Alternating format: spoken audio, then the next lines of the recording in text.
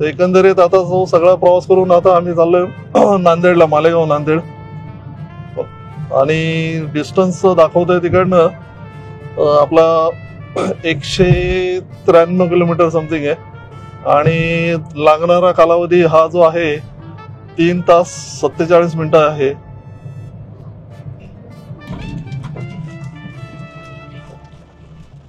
आपल्या प्रवासातला पहिला पाऊस, महाराष्ट्रातला पहिला पाऊस. काल रात्री याला कर्नाटकमध्ये रात्री आम्ही थांबलो होतो गुलबर्गाला. तिथं रात्री झाला, पण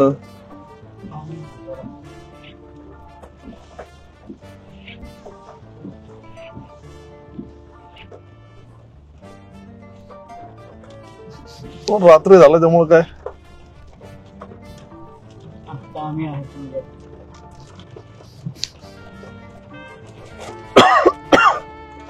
चला मराठवाड्यामध्ये पाऊस होतोय म्हटलं, चांगली गोष्ट आहे.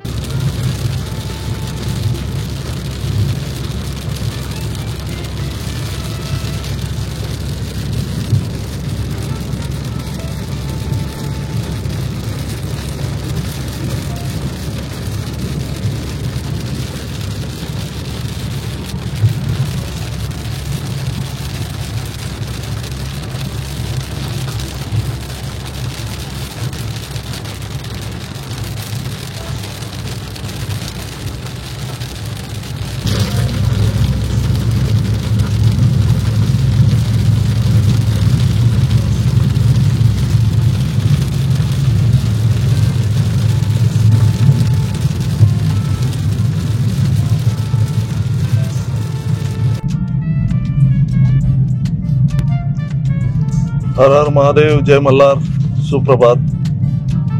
आता आपण लातूर शहरामध्ये थांबलो होतो काल रात्री, कारण पुढे हॉटेल चांगले मिळतील की नाही मिळतील कल्पना नव्हती.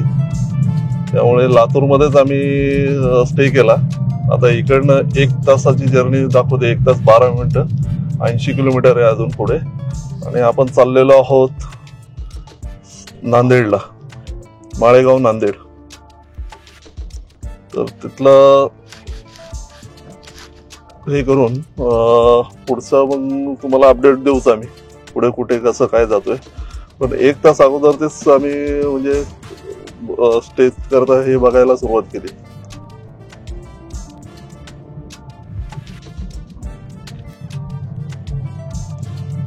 पुण्यश्लोक अहिल्या होळकर चौक, लातूर शहर बाकी मला आवडलं. खूप छान सुंदर बनवलेले, रस्ते चांगले आहेत.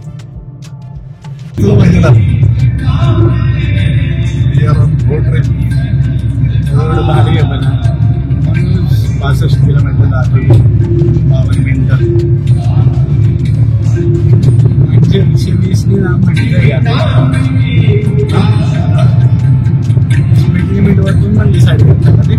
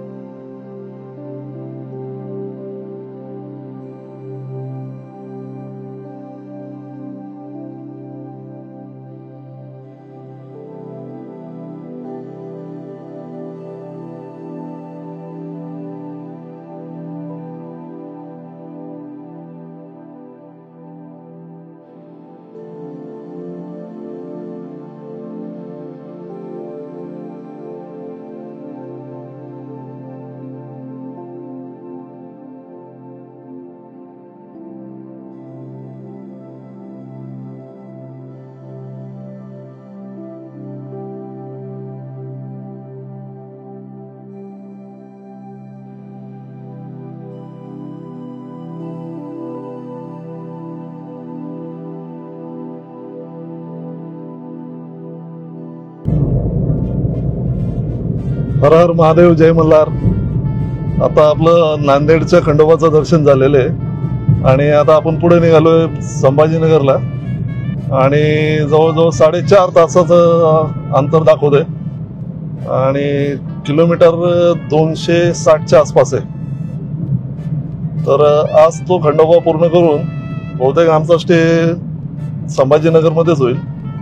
संभाजीनगर मोठं शहर आहे, त्यामुळे तिथे हॉटेल चांगले मिळण्याची शक्यता आहे. आणि हे नांदेडचं जे हे खंडोबाचं मंदिर जे होतं ते एक खेडेगावामध्ये येतं एकदम, त्यामुळे तिथं हॉटेल्स वगैरे अजून तेवढी सुधारणा नाहीये.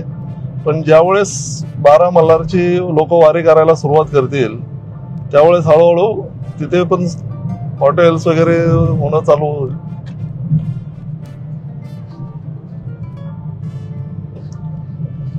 हायवे पासून 1-5 मिनिटाच डिस्टन्स आहे आतमध्ये, फक्त हायवेलाच टच म्हणून हा. शकतो आपण हा, मंदिर.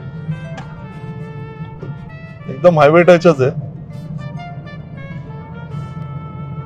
वा, गुगल मॅपने मस्तपैकी शॉर्टकट ने आपल्याला मेन हायवेला पोहोचवलेलं आहे. आणि तो शॉर्टकटचा रोड पण एवढा मस्त होता, असं काय वाटलं नाही. फक्त एक 200 मीटरचा एक रोड आहे, तिथं थोडंसं काम चालू आहे. बाकी ओव्हरऑल रोड चांगले आहेत आणि लोक पण तिथे मंदिरामधले चांगले होते. त्यांना जेव्हा सांगितलं आम्ही असे 12 मल्हार करतोय,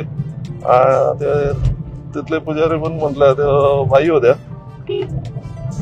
त्यांनाही आवडलं. ते म्हटले 12 मल्हार लोकांनी ऐकलेले आहेत, पण कोण कसं कुठून जाईल कशाची माहिती नाही लोकांना.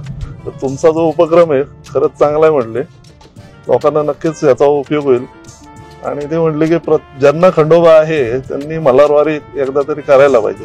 जी 12 शक्तिपीठ आहेत त्याला नक्कीच जाऊन यायला पाहिजे. आणि सांगायचं तात्पर्य म्हणजे असं आहे की आम्ही ती मंदिरे शोधता एवढं फिरलोय की ज्याचं नव्हते. म्हणजे एक्झॅक्ट किलोमीटर खूप कमी लागतील, दिवस पण कमी लागू शकतात. पण आमचं कसं होतंय की मंदिरं माहीत नाही आहेत.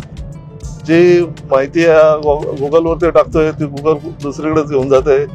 चौकशी करून माहिती मिळवता प्लस भाषेची अडचण, अशा बऱ्याच गोष्टी फेस करत आम्ही मंदिरं कव्हर करतोय. त्यामुळे पुढची जी वारी जी लोक आमचा व्हिडिओ बघून करतील त्यांना अतिशय सोपी जाईल. आणि आमचं पण तेच हे होतं की जे आपण सेवा करतोय त्यातून नक्कीच लोकांना फायदा होईल.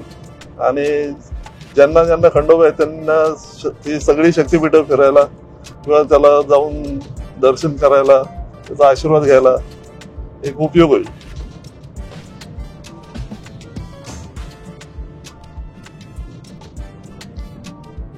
हा एपिसोड आता आपण इथेच थांबवतोय. आमच्या चॅनलला सबस्क्राईब करा, लाईक करा, शेअर करा आणि सबस्क्राईब केल्यानंतर बेल आयकॉन दाबा की जेणेकरून आम्ही अपलोड केलेले लेटेस्ट व्हिडिओ तुमच्यापर्यंत पोहोचतील. हर हर महादेव, जय मल्हार.